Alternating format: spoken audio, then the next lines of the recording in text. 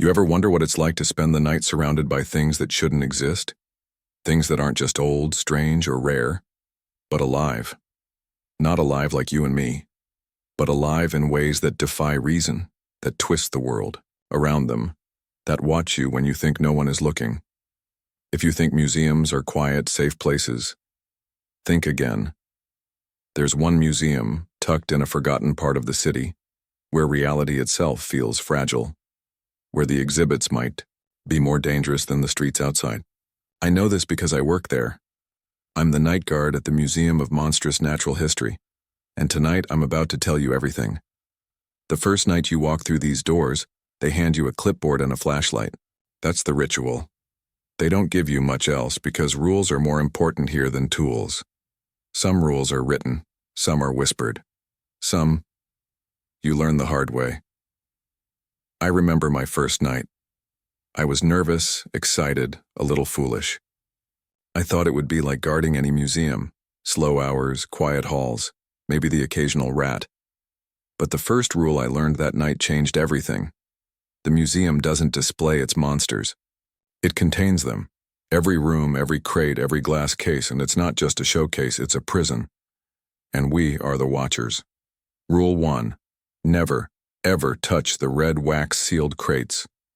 They sit in the West Wing, stacked high, heavy as a coffin, and each seal is marked with a symbol that makes your stomach twist. We call them volatile items, but that's a polite way of saying, if they break open, they don't just break. They explode into things that shouldn't exist in this world, things that will hunt you. And when I say hunt, I don't mean like a tiger or a wolf. I mean they find your fear first, then your body. I remember one crate that shattered my first week. It was subtle at first, just a shimmer, a scent of burnt sugar, a whisper that seemed to curl around the corners of the hallway. Then the air thickened, and shadows began to move on their own. The museum has walls for a reason. I ran until I slammed into the exit, and when the next guard came in, the crate was gone. Nobody knew where it went. But the smell lingered. Weeks later, people reported dreams of being trapped in a room full of whispering things. And I knew I had touched the wrong crate. Rule 2. Never trust the sleeping children in the fairy exhibit. They are cute, small, soft-spoken, almost perfect. At least they look perfect. But don't be fooled. They shift. They change. One moment, they are children. The next, something else. Shapes you cannot imagine. I learned this when a new recruit, eager to impress, tried to take a photo of them. The camera flashed and the children, no, the things, twisted, their eyes black as coal, their mouths stretching far wider than humanly possible. He screamed, but when I turned on my flashlight, the exhibit looked normal again. Just children, quietly sleeping. He never worked a night shift again. Rule 3. Always follow Bowtie. Bowtie is our black cat. I know what you're thinking, just a cat, right? Wrong. Bowtie is older than the museum, older than anyone alive could remember. He isn't just a pet. He's our supernatural alarm. When he walks in front of you, tails, flicking, ears twitching, you follow. When he disappears, you do not follow. When he stares at a corner of the hallway, you avoid that corner. Bowtie has saved me more times than I can count. And the weirdest part? He isn't afraid of anything. Not the red crates, not the fairy children, not even the unseen entity. He just watches. And when he moves, we move. The fourth rule, well, it's the hardest to understand. It's not written anywhere. It's whispered by every guard who's lasted more than a month. Every night we leave an offering. A nightly offering. Something small. Something tangible. A coin. A trinket. Sometimes a scrap of food. We place it on the pedestal near the central atrium, in the shadow of the great hall, because someone, or something, is watching, always, and it knows when you forget. I learned this the night I was too tired to leave anything. I thought it was superstition, childish, absurd. I woke at 3 a.m. to the sound of the atrium doors slamming. The lights flickered, and a cold, silent pressure pushed me down the hall. My flashlight died. I couldn't move, couldn't breathe. And then I heard it. A whispering, a voice inside my head, not outside, that said only one word. You forgot.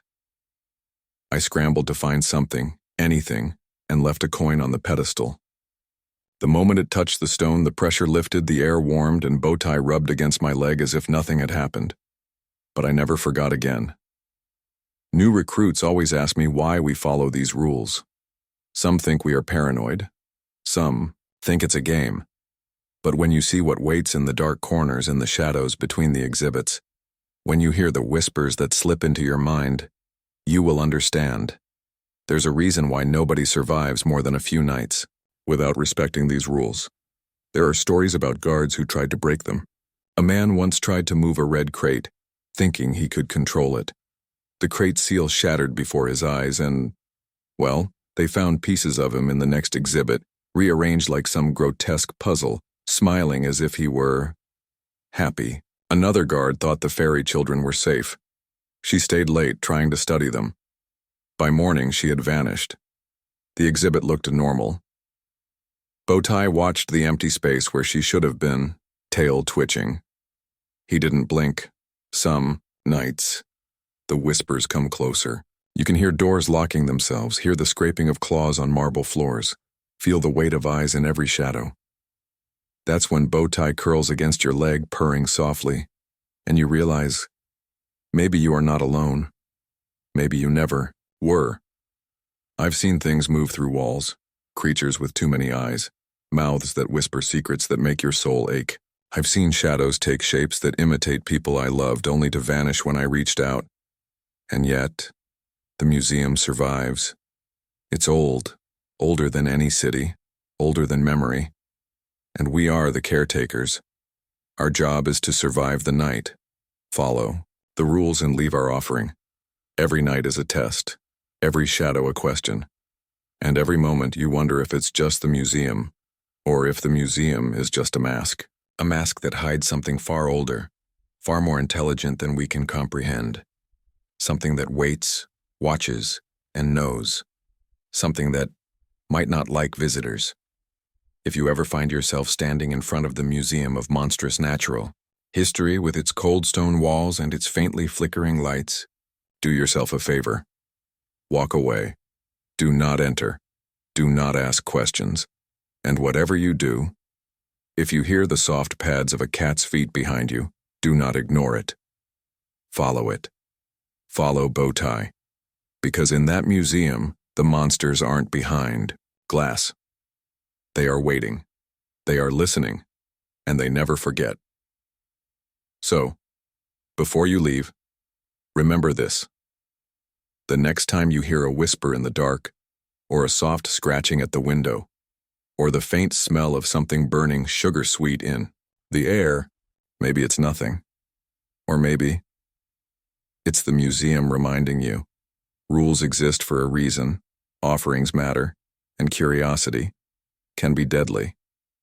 If you enjoyed this story, make sure to hit that subscribe button, leave a comment with your thoughts, and tell me, which rule would you dare to break?